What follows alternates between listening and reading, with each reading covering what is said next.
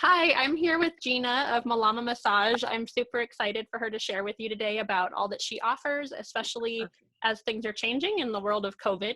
And I'm super excited for her to just talk to us about what it means to be a virtual body worker and massage therapist. And also at the end, we're going to talk a little bit about our retreat and the wonderful things that we have coming up this summer. And hopefully they will happen in person. If not, they'll happen virtually.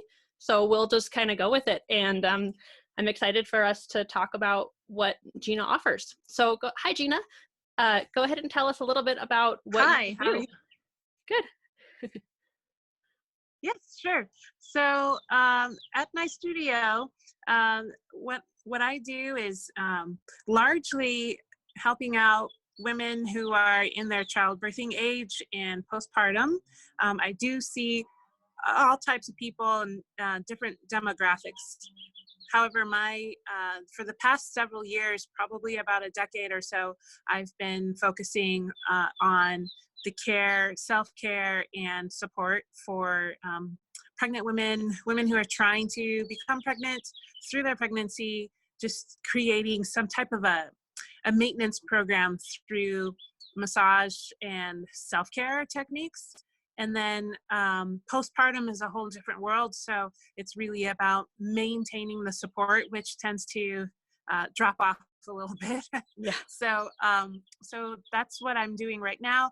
A lot of sessions end up in my studio on the table, but I also have an aquatic bodywork modality where we take just the principles of movement, opening up range of motion, and working on the nervous system in a very fluid way to put a pun into it.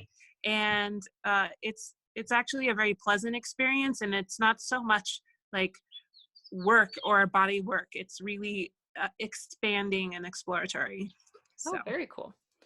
I yeah. have been intrigued by your water work. I feel like that's something that when we're no longer isolated, I need to give a try.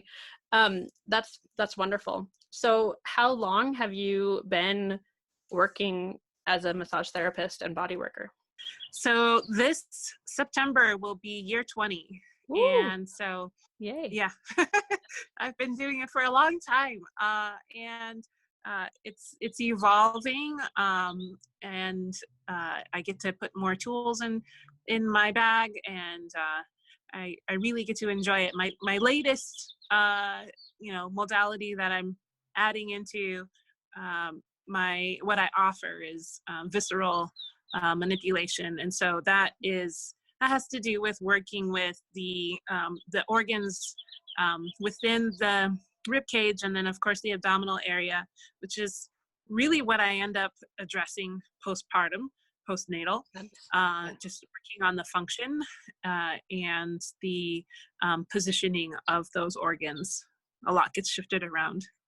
I'm sure. Yeah, that sounds really intriguing and wonderful. I do postpartum belly binding, so on a very basic Nice. level, sort of help with that. But it'd be really cool to send them to someone that can do that body work first before they get bound. That would be a whole nother level. That would be really cool. That is a great idea. Yeah. Yeah. So tell me a little bit about how you specialize in pregnancy then. Since we just talked about postpartum, let's talk about pregnancy. So how I support women in pregnancy is working, first of all, finding out what their goal is, like why are they coming in to see me. There are a lot of massage therapists out there, and so a select few just want to only come in for relaxation. Just basically come in, drop body, relax, let it go, and then that's it.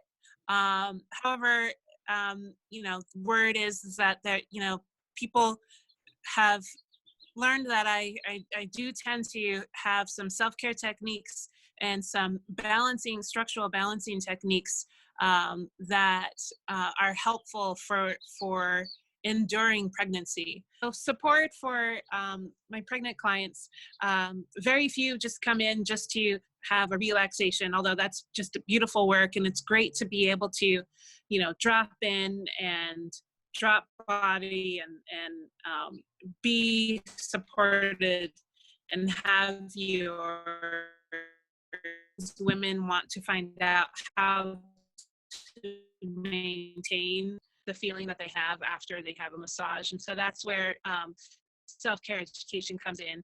Also, we might be doing some stretches will help to support the pelvis so that baby and pelvis a little bit more, in weeks. And I wanted to also ask you, what have you been doing virtually to support families as we're heading into this virtual world?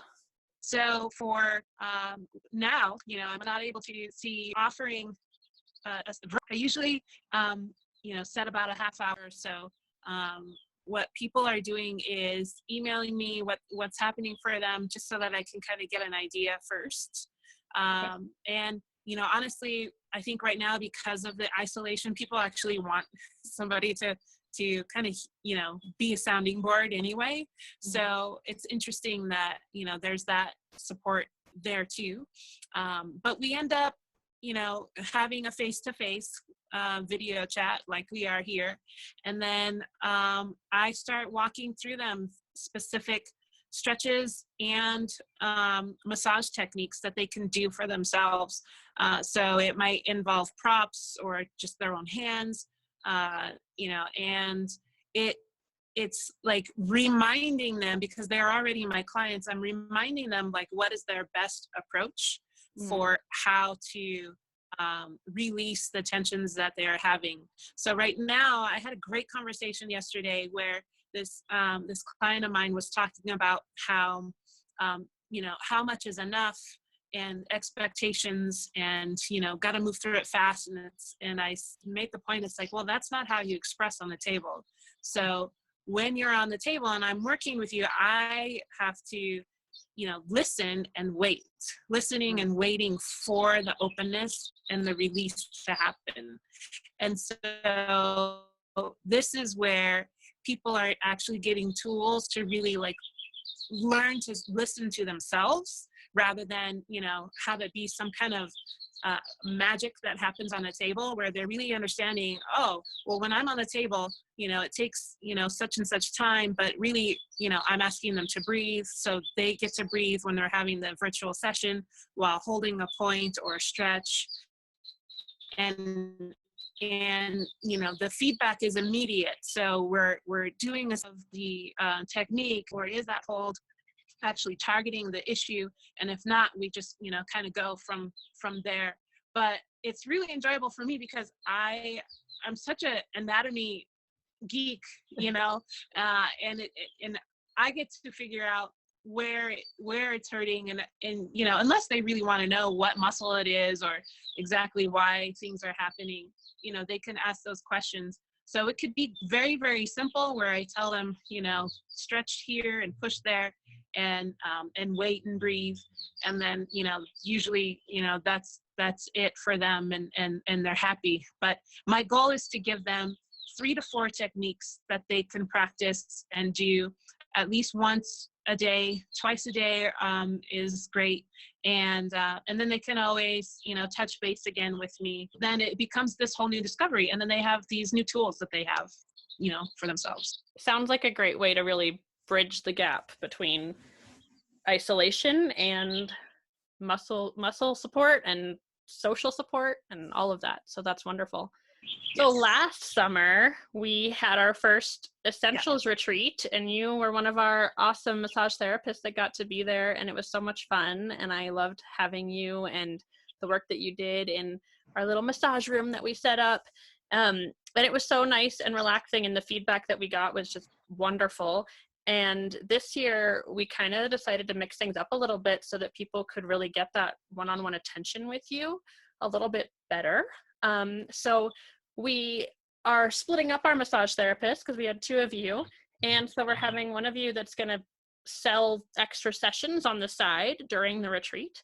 And then you're going to have a package included in our retreat package where people can come to you and get their massage on their own time and really focus on what they need. And we kind of found that last year, all of that body work and energy work and everything all in one day was a lot for people. And so being able to do it this way where people can choose to go see you on their own time is great. And then especially if we're stuck in this virtual world still, it'll be really nice if they can use that on their own time to do this virtual work with you that you're doing now. I just think it's going to be so valuable. Is there anything else you want to talk about that? I'm super excited about that offering. I think that's a great idea, Triana, to just be able to provide options like that. I know that, you know, some of the women who wanted to join into the retreat last year, you know, for whatever reason that they couldn't, they really, it was like a hit or miss type of thing. So, you know, to be able to kind of a la carte, you know, pick what you're able to do, to be able to pick and choose what they want, and then have their own fulfillment without feeling like if they can't make the one date that it's okay. So they're still able to participate in some way or another. So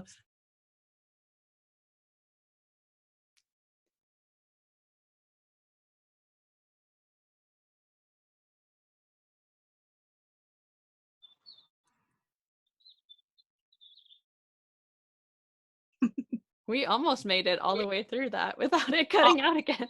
almost. How much? How much did you get?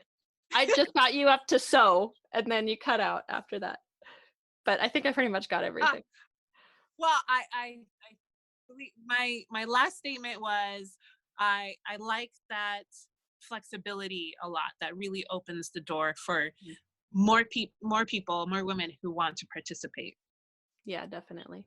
I'm really excited to kind of just expand our horizons this summer and figure out how we can make everything more accessible and better. So that's the point, right? When you do a retreat or some big event like that, you're always growing and expanding each year. So it'll be great to see where this year takes us. So thank you so much for being a part of For all sure. of this and this community.